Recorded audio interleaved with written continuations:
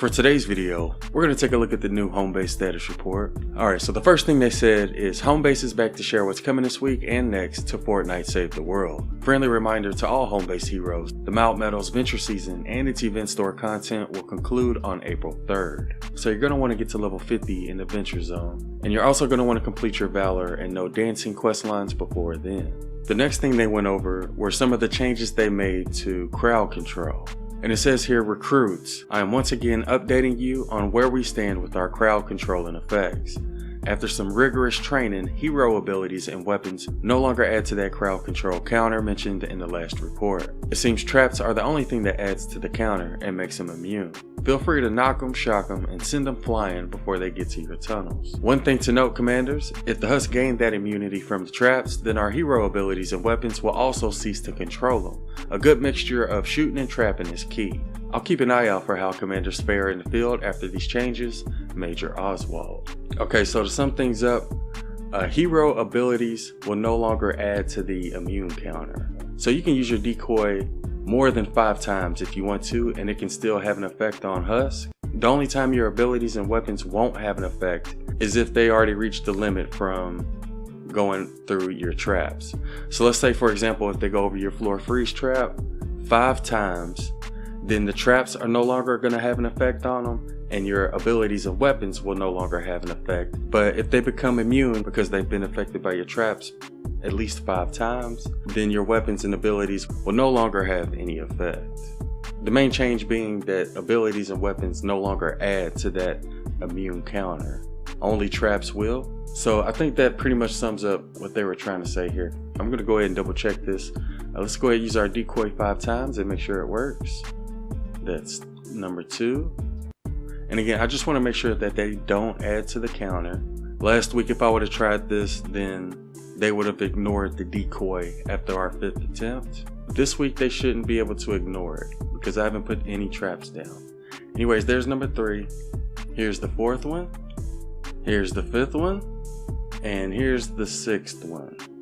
And they're still distracted by it. So yeah, your abilities, and I'm assuming the same thing is true for weapons, they'll no longer add to the immune counter. And that's all the information they provided in regards to crowd controlling effects. The next thing they said is that Battlehound Jonesy is going to be returning this week, and he's going to be available in the event store. I do use him sometimes in my support team. I don't really use him that often as a commander, but he will increase the amount of frag grenades you can hold.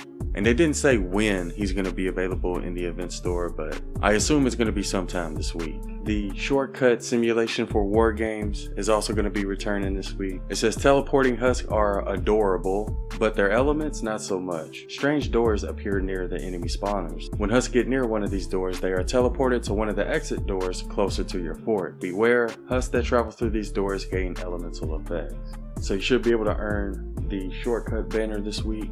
I'll leave a link to some shortcut Wargame simulation gameplay in the description if you'd like to go check it out. And that's pretty much everything we're getting this week. Like I mentioned earlier, they also told us what we can expect to see next week. And coming on March 13th at 7 p.m, the Cram Session is going to be returning.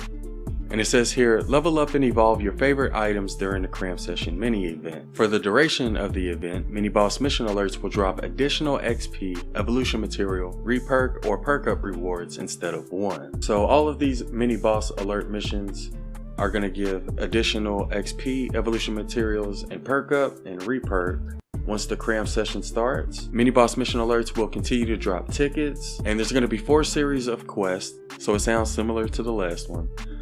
Each of those quests has 10 stages that grant increasingly better one-time rewards upon completion. And those rewards are going to be XP, evolution materials, perk up, or gold. And that Cram Session event is going to be available from March the 13th until April 3rd. So it's only going to last for a couple of weeks. And the Cram Session is really good when it comes to leveling up your weapons and heroes. Stare Down South is also going to be returning next week, and he's going to be available in the event store.